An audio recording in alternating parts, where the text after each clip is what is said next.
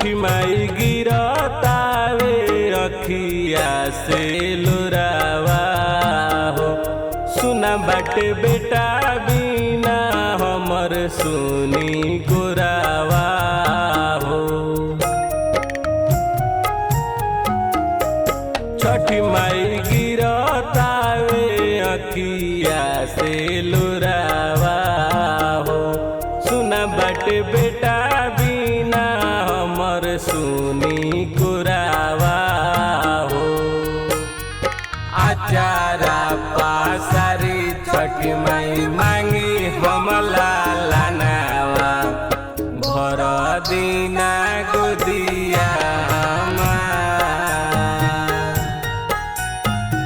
एके गो बालक बिना सुना भावनावा।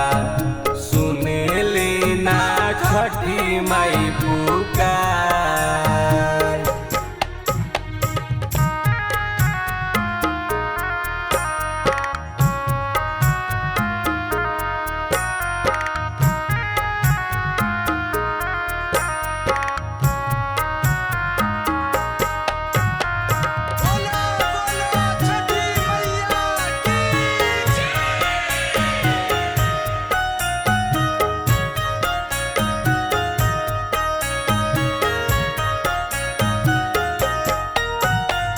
हंसता जवाना लोगावा रोजाना।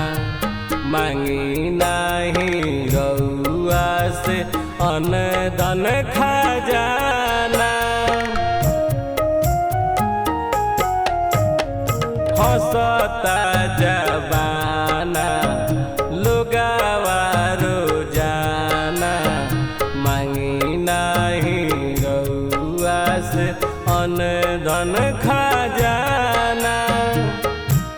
हर साल भरब आके कोसी रौरा घटिया हो। छठी माई कहतानी मानी हमर भतिया हो। आचारा पासारी छठी माई मांगी हमला लानावा।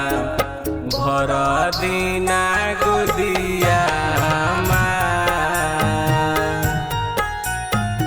एके गो बालक बिना सुना भावनावा। सुनेली ना छठी माई पुकार।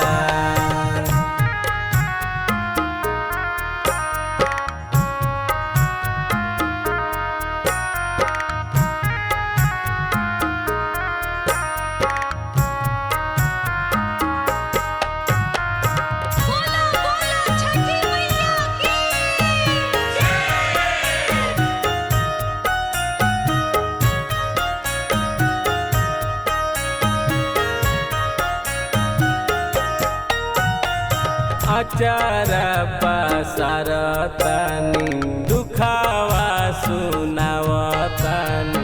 रौरा सरनिया में लोरावा बहावतानी।